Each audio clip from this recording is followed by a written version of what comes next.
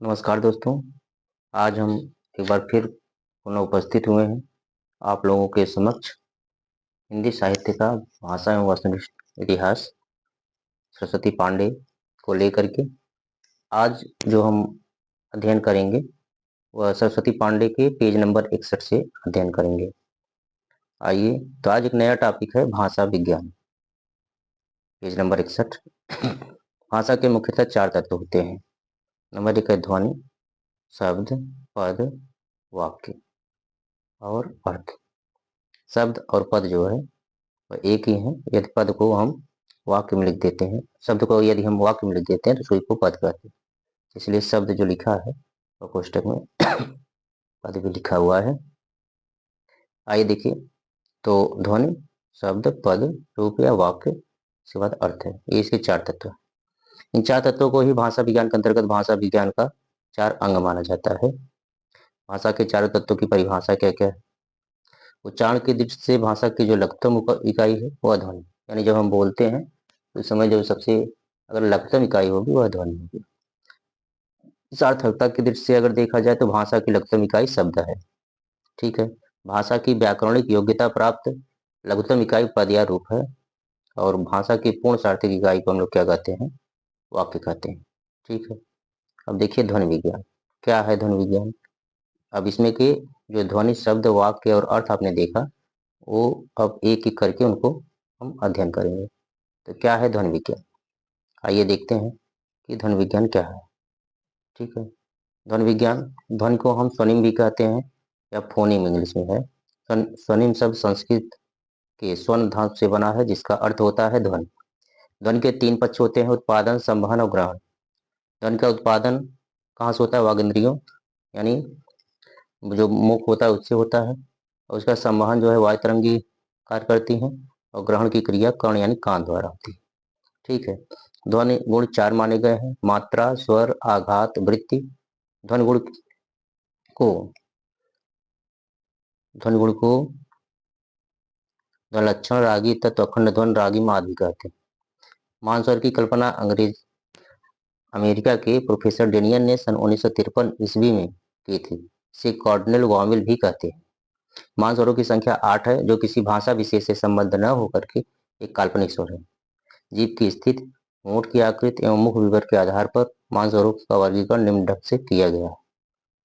देख लीजिए, मानस्वर ए, मुख विवर में समृद्ध, असमृद्ध, जीभ की स्थिति अग्र अग्र, होठ की स्थिति अवृत्तमुखी अवृत्तमुखी। आइए पेज नंबर 62 पे देखते हैं। पेज नंबर 62 पे ए, आ, ओ, उ। और देखिएगा ए अर्धवृत्त अग्र अवृत्तमुखी। इसके बाद विवृत्त अ जो है विवृत्त अग्र अवृत्तमुखी, आ विवृत्त पश्च वृत्तमुखी, ओ अर्धवृत्त पश्च वृत्तमुखी, ओ अर्ध समृद्ध पश्च वृत्तमुखी, उ समृद्ध पश्च वृत्तमुखी। मानस्वर को प्रधान स्वर या मेय स्वर भी कहते हैं।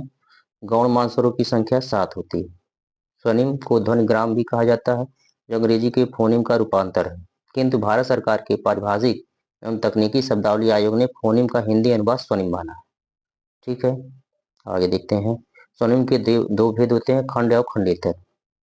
ऐसी ध्वनियां जिन्हें हम स्वतंत्र रूप से उच्चारित कर सकते हैं उन्हें खंड कहते हैं, खंडी स्वनिम कहते हैं। और इसके 2 भेद हैं, एक स्वर और एक व्यंजन। और खंडेतर किसे कहते हैं? जिन ध्वनियों का स्वतंत्र उच्चारण नहीं हो सकता है उन्हें खंडेतर स्वनिम कहते हैं, जैसे अनुनासिकता, सुर, अनुतान और संगम। प्रसिद्ध ध्वनि नियम निम्नलिखित है। ग्रीम नियम, प्रवर्तक याकूब ग्रीम है। जन्म मृत्यु 1785, 1663 ईस्वी से 1785। ठीक है। यहाँ पे थोड़ा करेक्शन कर लीजिएगा, स्थान जर्मन, इन्होंने 1785 को पहले लिख दिया है 1683। ग्रासमैन नियम, हरमन ग्रॉसमैन। ठीक। हरमन ग्रासमैन का 1809 से 1877 जर्मन। बर्नर नियम, कार्ल अल्फ्रेड बर्नर, 1846 से 1896 जर्मन। तालव्य नियम, विल्हम थॉमसन वकालिस। मूर्धन नियम, प्रोफेसर पाट और प्रोफेसर फॉर्तुनावे रूसी। पद या रूप विज्ञान, प्रयोग समर्थ सार्थक शब्द को हम क्या कहते हैं? पद कहते हैं, यानी जिस शब्द का हम वाक्य में प्रयोग कर देते हैं वो पद कहलाते हैं। यास्काचार्य ने पद के मुख्यतः 4 भेद माने: नाम, आख्याता, उपसर्ग और निपात। रूपिम को चार प्रमुख आधार पर वर्गीकृत किया जा सकता है। देखते हैं कौन कौन से। प्रयोग के आधार पे मुक्त रूपी, बद्ध रूपी। रचना के आधार पे संयुक्त रूपी, मिश्रित रूपी। अर्थ व संबंध तत्व के आधार पे अर्थ तत्व प्रदर्शक रूपी, संबंध तत्व प्रदर्शक रूपी। खंडीकरण के आधार पर खंडात्मक रूपी, अखंडात्मक रूपी। आगे देखिए वाक्य विज्ञान। तीसरे नंबर पे वाक्य विज्ञान। पंडित कामता प्रसाद गुरु के अनुसार एक विचार पूर्णता से प्रकट करने वाले शब्द समूह को वाक्य कहते हैं। आचार्य शुक्ल के अनुसार ये प्रश्न पूछा गया है। आकांक्षा, योग्यता, आसक्ति से युक्त पद समूह वाक्य कहलाता है। ठीक है। पद और वाक्य के महत्व की प्रतिष्ठा को लेकर दो दार्शनिक सिद्धांत सिद्ध है जो निम्न है।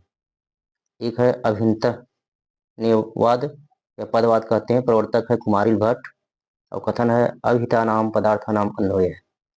अमिताभधानवाद वाक्यवाद सिद्धांत, इसके प्रवर्तक हैं प्रभाकर गुरु और कथन है अन्वितानाम पदार्थानाम अभिधान। कवि विश्वनाथ ने वाक्य के तीन अनिवार्य तत्व माने हैं। नंबर एक है आकांक्षा, योग्यता और आसक्ति। आकांक्षा मतलब अर्थ ज्ञान की पूर्ति जिज्ञासा, योग्यता मतलब बुद्धि संगत संबंध और आसक्ति मतलब अव्यवधान। वाक्य के मुख्यतः दो अवयव होते हैं। कौन कौन से?